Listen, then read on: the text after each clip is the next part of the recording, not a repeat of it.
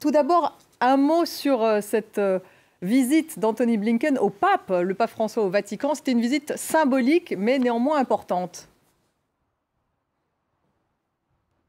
Effectivement, une visite très significative. Elle marque sans doute une nouvelle étape dans les relations diplomatiques entre le Saint-Siège et les États-Unis. Après des moments parfois tendus pendant l'administration de Donald Trump, une rencontre qui intervient dans un contexte délicat pour le président Joe Biden aux États-Unis, car au sein de la conférence épiscopale américaine, eh bien, il y a des évêques qui voudraient priver Joe Biden du rite de la communion. C'est un des rites les plus importants de la foi catholique, et cela car il juge les positions du président américain trop libérales en ce qui concerne notamment l'épineux dossier de l'avortement aux États-Unis.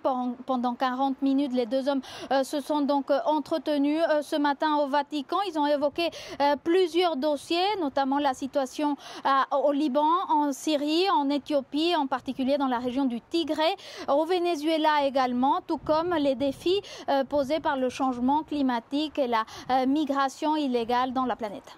Natalia, il y a eu aussi donc cette réunion de la coalition contre le groupe État islamique. Anthony Blinken a exhorté, je le disais, les alliés à rapatrier leurs citoyens arrêtés à l'étranger après avoir combattu avec le groupe État islamique.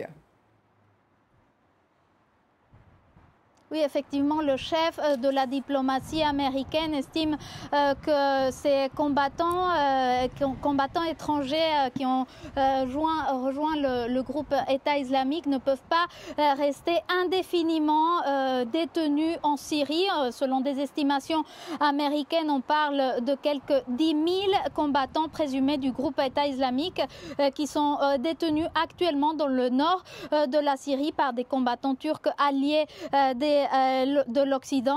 Blinken a donc lancé aujourd'hui un appel pour rapatrier, réhabiliter, éventuellement poursuivre en justice ces personnes. Pendant la réunion, les 83 membres de cette coalition anti-Daesh ici à Rome ont également évoqué la situation en Afrique, notamment le ministre italien des Affaires étrangères Luigi Di Maio a parlé d'une situation alarmante car à cause du développement du groupe État islamique dans certaines zones, en particulier au Sahel, mais aussi dans des zones d'Afrique orientale, notamment dans le nord du Mozambique.